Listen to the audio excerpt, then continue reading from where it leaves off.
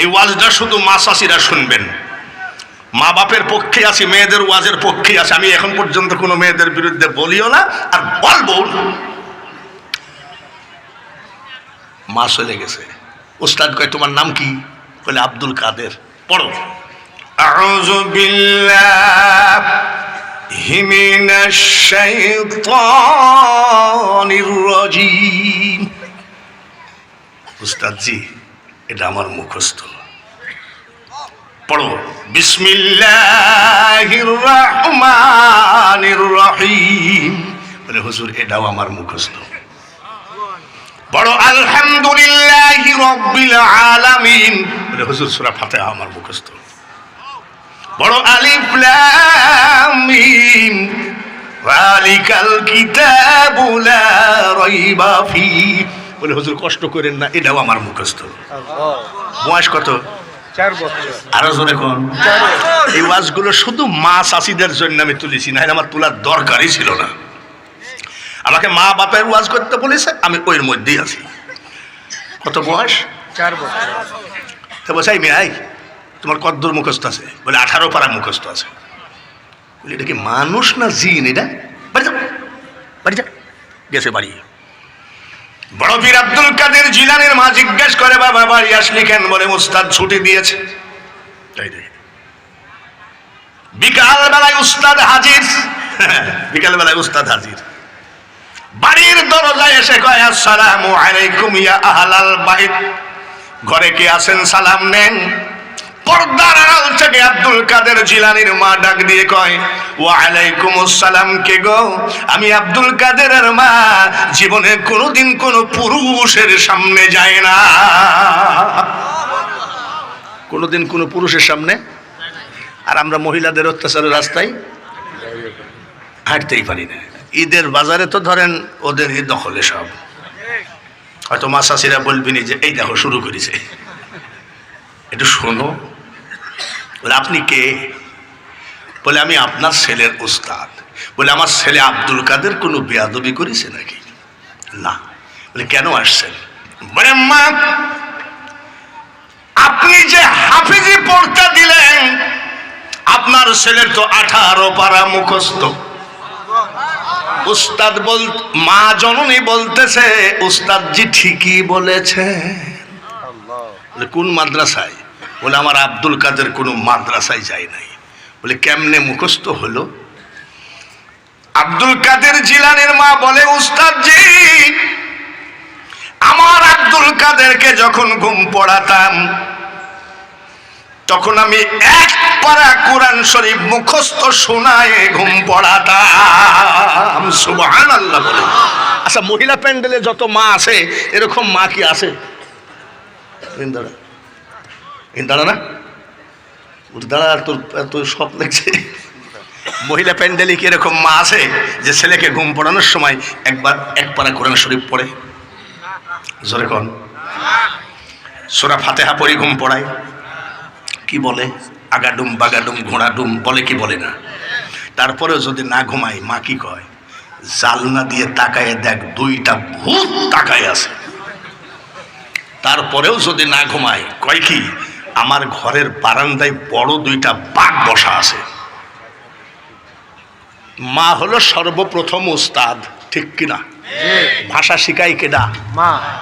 প্রথম হোটেল কুন্ডা মার বুকের দুধ, আর প্রথম উস্তাদ হলো মা।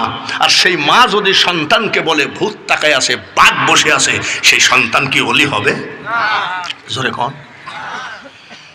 উস্তাদ জি আমার আব্দুল কাদেরকে যখন আমি ঘুম পড়াতাম 1 পারা কোরআন শরীফ মুখস্থ শোনায় ঘুম পড়াইছি। মা চাষিরা যারা পর্দার আড়াল থেকে ওয়াজ শুনতেছ, ছেলে কান্দে 20 টাকার একটা চকচকা নোট সামনে ধরো। এই নে তসবিহ 100 বার ইয়া আল্লাহ ইয়া আল্লাহ ইয়া আল্লাহ জপে দে, 20 টাকা নে। ছেলে তসবিহ ধরবে কি ধরবে না? জোরে কম। পরের দিন ছেলে বলবে মা 20 টাকা দাও না। বলে যে তসবিহ নাও। বলে আজ কি জপবো? বলে আজ 3টা নাম জপা লাগবে, ইয়া আল্লাহ ইয়া রহমানু ইয়া রহিম, আজকে 30 টাকা পাবা। এইভাবে যদি সন্তানকে লালন পালন না করো মা, জীবনে আব্দুল কাদের জিলানী আর জন্ম হবে না, এবং তুমিও আব্দুল কাদের জিলানীর মাও হতে পারবা না। এর নাম মা। ঘুমের মধ্যে মুখস্থ করে ফেলাইছে। বয়স কত? 4 বছরের ছেলে বলে না মা। কি বলে? আমি ঘুমের মধ্যে মুখস্থ করি নাই। কেমনে মুখস্থ করলি? আমি যখন আপনার পেটে ছিলাম, আপনি কোরআন তেলাওয়াত করলে পেটের মধ্যে থেকে মুখস্থ করে ফেলেছি। পৃথিবীতে যত ওলি এসেছে, আব্দুল কাদের জিলানী হলেন মাদার জাত আউলিয়া। বাবাটা কেমন? এ তো মা, এ তো মা। বাবাটা কেমন? নদীর কিনারে যাইতে একটা ফল খাইছিল না? ফল খাওয়ার সাথে সাথে তওবা তওবা, কি ভুল করলাম? কার ফল খেলাম? ফামান ইয়ামাল মিসকালা যাররা, নাকি? সর্বনাশ, কার ফল খেলাম? ছি, আমার কি লজ্জা শরম নাই নাকি? একটা ফল খাইয়ে ঘৃণায় লজ্জায় ফলের মালিকের বাড়ি যাই, কয় আসসালামু আলাইকুম। ফলের মালিক কয় এত বড় বলি আমার বাড়ির সামনে, ব্যাপারটা কি? বলে অমুক নদীর কিনারে আপনার একটা ফলের গাছ আছে। আমার ফলের গাছ, তোমার এত হিসাব কেন? বলে আব্বা আমি যে একটা ভুল করে খাইছি, মাফ করে দেন। বলে মাপ কি তোমার বাপের ঘরের কথা নাকি? Get out. বলে চাচা মাফ করাই লাগবে। হবে না। মাপ যদি তোমাকে পাইতে হয় 12 বছর আমার বাড়িতে গোলামি করতে হবে। ফল কয়টা খাইছিল? আরো জোরে বলেন। এক ফলের বিনিময়ে কত বছর গোলামি? আমরা কি ওরকম ফল খাইনি নাকি? বাজারে বড়ই বেচতেছে কত রে? বলে 60 টাকা। দে 1 কেজি। 1 কেজি ওজন করে আর আমরা গিলতে থাকি। 1 কেজি ওজন করার আগেই তো 250 খেয়ে ফেলি, ঠিক কিনা? কয়েকদিন আগে আমার শালা আসছে। শালা এসে কয় যে 1 কেজি আঙ্গুর নিব। বলে আমার শালা বলছে আঙ্গুর 1 কেজি দাও তো। আঙ্গুর আলা আঙ্গুর মাপে, আর আমার শালা শুধু গিলতেই আছে। ফামান ইয়ামাল মিসকালা যাররাতিন। কোথায় পাইছেন? ওই আমাদের দেশের বেনামাজি মুস্কাটেনি 12 বছর, মুখ দিয়ে খালি দাড়ির মধ্যে দিয়ে উকুন বাইর হয়। তারা কি কয়? যা করো তাই করো রে মন, পিছের কথা রেখো স্মরণ বরাবরই। ও তোর পিছে পিছে ঘুরছে সমন, কোন দিন হাতে দেবে দড়ি। বাপ যদি ব্যাংকের টাকা চোর হয়, বাপ যদি দেশের সম্পদ চুরি করে সন্তান জন্ম দেয়, ও বাপ তুমি দুয়াও পাবা না, ওই সন্তানকে আল্লাহওয়ালা হিসাবে পাবা না। রেডি থাইকো। মাসাসিরা, আপনার ছেলেকে কিভাবে ঘুম পড়াবেন তা বলে দিলাম। গেল আব্দুল কাদের জিলানী। আজমিরে কেটা? খাজা। আজকাল আবার হিন্দুরা বলতেছে ওই আজমিরের জায়গা বলে ওদের। হ্যাঁ, তো 14 গোষ্ঠীর যা আর দিতে যা। খাজা গরিব নওয়াজ মাইনুদ্দিন চিশতি আজমিরি রহমতুল্লাহ আলাইহি। আমি বাঙালি হুজুর, 47 বছর ওয়াজের বয়স, 50টা মুসলমান বানাইতে পারি নাই। এই হিন্দুরা সাবধানে কথা বইল।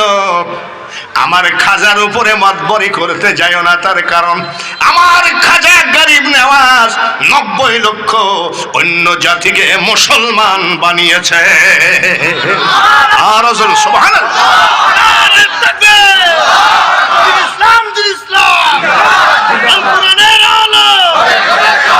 বাঙালি হুজুর, বাঙালি হুজুর।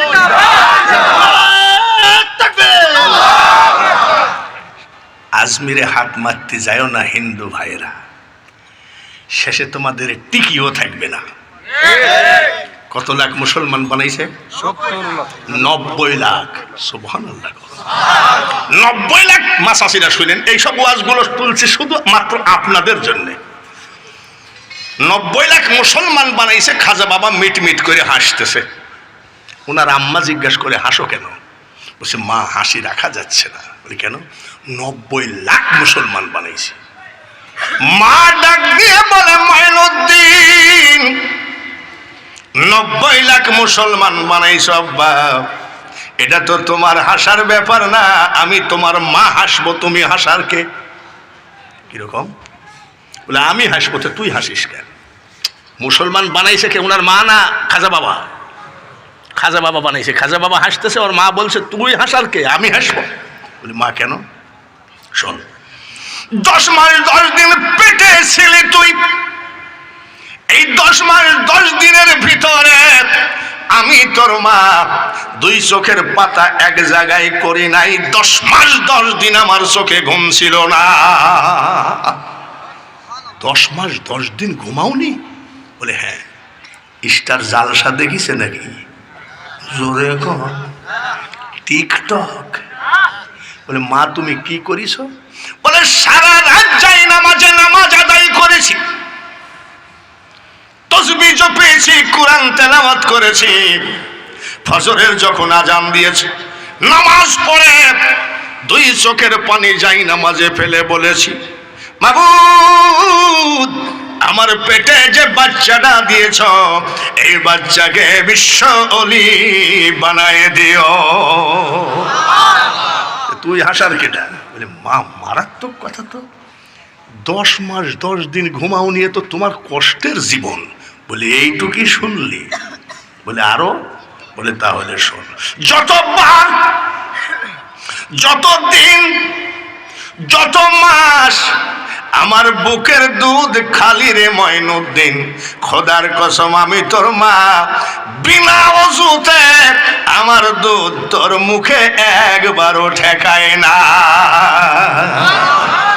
পর্দার আড়ালে মা বোনেরা ওয়াজটা শুনে বাড়ি যাও, বিছানায় শুয়ে শুয়ে ভাইব যেদিন তোমার ডাক পড়িবে ওই কবর মাঝে শুইতে আর জোগাড় কিছু করছো মাগো তার মাঝে বিষাইতে, এমন আজাব দিবে গো মা ওই কবরের ওই মাটিতে, আর গলা ফেটে পড়বে রক্ত গো মা চিৎকারের ওই চোটেতে। যতবার যত দিন যত মাস তুমি আমার দুধ খেয়েছ আমি বিনা ওযুতে আমার দুধ তোমার মুখে ঠেকাই নাই। এরকম মা একটা খুঁজে আনেন, আছে? তাই নাকি মা? বলে হ্যাঁ। আর আমাদের ছেলেরা, মা ছেলে দুধ খাচ্ছে আর মা টিকটক দেখতেছে। কি দেখতেছে? মার খেয়াল কোন দিক? জোরে কোন? ছেলে দুধ খাচ্ছে, মার খেয়াল দুধ খাইতে খাইতে ঘুমায়, আস্তে করে ছেলে গড়ে টেবিলের নিচে যাই ঘুমায় আছে। টিকটক শেষ হয়ে গেছে, মা ডাক দিয়ে কয় আব্দুল কুদ্দুস কই গেলি? আব্দুল কুদ্দুস কোন জায়গায়? আর মা ওই রাস্তার উপরে যাই জিজ্ঞেস করে আব্দুল কুদ্দুস কই গেলি? চাচার কবর কোথায় আর চাষির কান্দ কোথায়? ছেলে ঘুমায় রয়েছে কোথায় আর ছেলেকে খুঁজো কোথায়?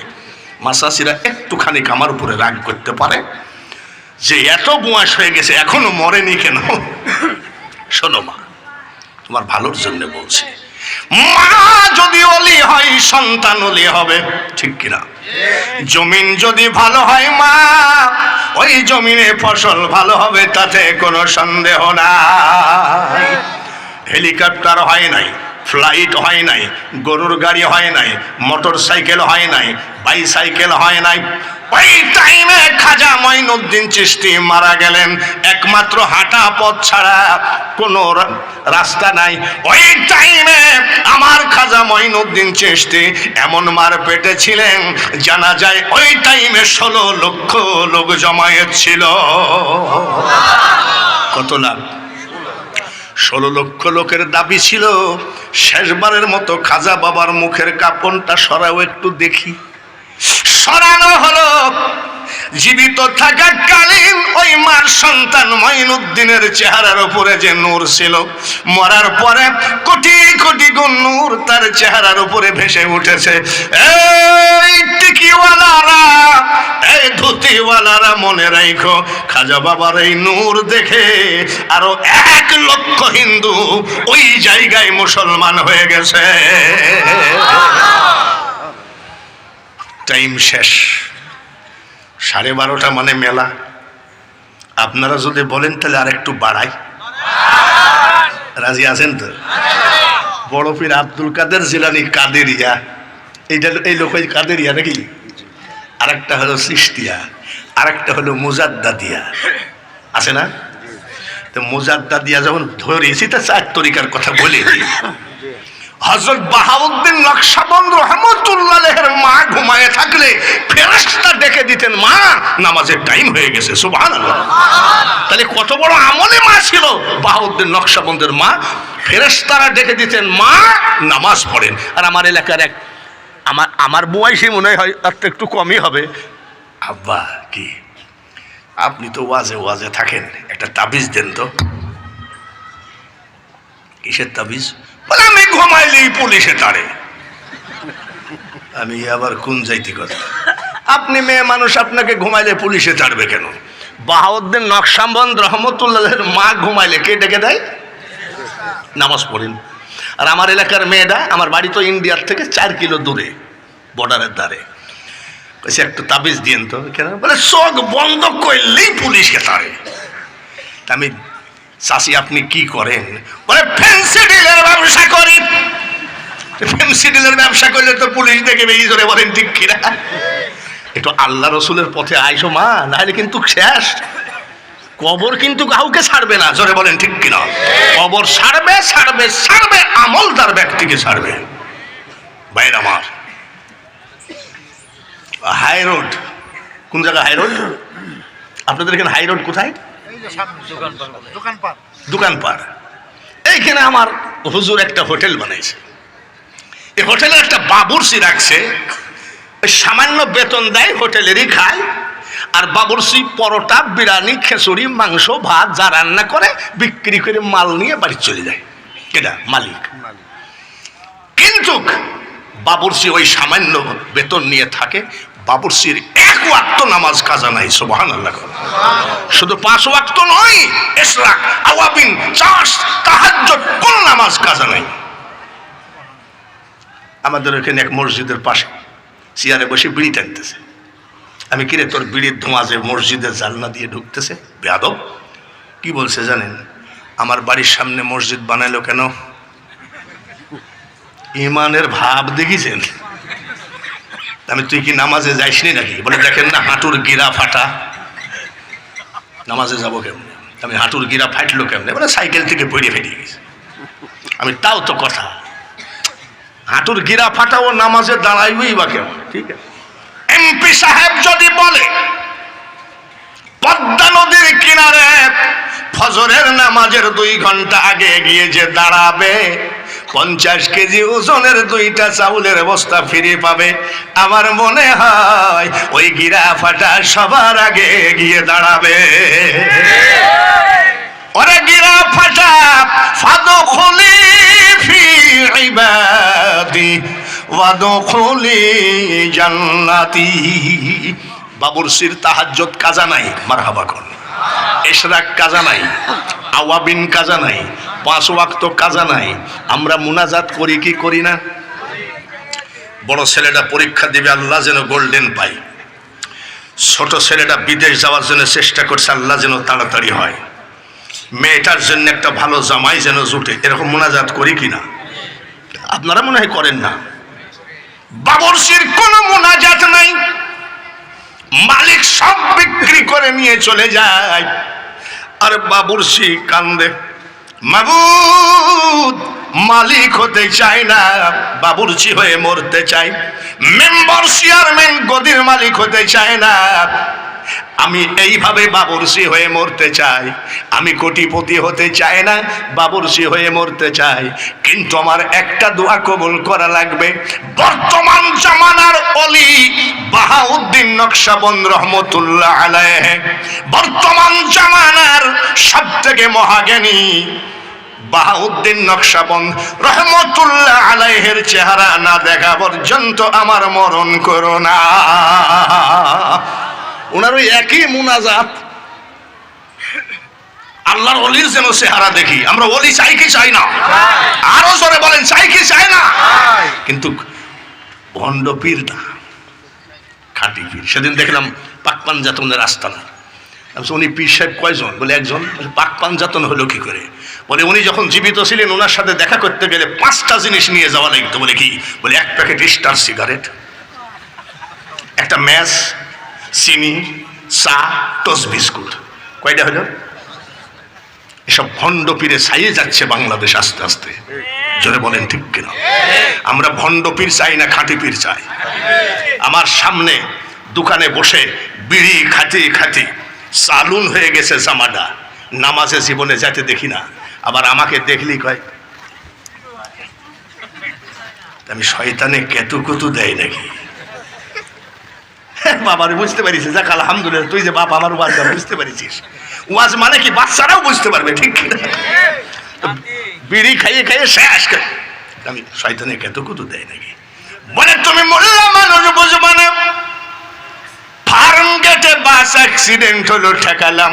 বাপ রে, বিড়িখোর পীরের পাওয়ার কত রে! আমরা অলি চাই কি চাই না? ভণ্ড পীরের কাছে যেতে চাই নাকি? ভাইরা আমার, এই বাবুরসি কারণে বাহাউদ্দিন নকশবন্দ রহমতুল্লাহ আলাইহির চেহারা না দেখায় কবরে নিও না। এমন এক মায়ের সন্তান যার মাকে ফেরেশতারা নামাজের জন্য ডেকে দিয়েছেন। আমি আগেই বলছি, মা যদি অলি না হয় সন্তান হবে না, মা যদি নামাজি না হয় সন্তান নামাজি হবে না, মা যদি রমজানের রোজাদার না হয় ওই সন্তান জীবনে রোজা করবে না। প্রথমে আগে মা চাষিদের মার খেদমতের কথা ওয়াজ করেছি, এবার মা চাষিরা কিরকম হতে হবে এইটা ওয়াজ করছি। কষ্ট হচ্ছে নাকি? এবার ডাক দিয়ে কয়, মাবুদ আল্লাহর ওলি চেহারাটা যেন দেখতে পায়। এভাবে 12 বছর হয়ে গেছে কাঁদতেছে। কত বছর? জোরে কম। মালিক নিজেও জানে না যে আমার বাবুরসি বাহাউদ্দিন নকশবন্দ রহমতুল্লাহ আলাইহির প্রেমের পাগল। আসরের নামাজ পড়ে দোয়া করে, মাবুদ 12 বছর হয়ে গেল একটা মুনাজাত কবুল করলে না। মাগরিবের নামাজ আনতে মুনাজাত করে, মাবুদ দোয়াটা কবুল করলে না। এশার নামাজ আনতে মুনাজাত করে, আল্লাহ আজকে 12 বছর হয়ে গেল একটা মুনাজাত কবুল করো না। কানতে কানতে মালিক সব কিছু বেচা কিনা করে নিয়ে চলে গেছে। বেঞ্চের উপরে অল্প স্বল্প যা ছিল খাইয়ে ঘুমাইয়ে গেছে। ওই দিন কত মজার ব্যাপার যে আমরা খালি বদনামই করে গেলাম।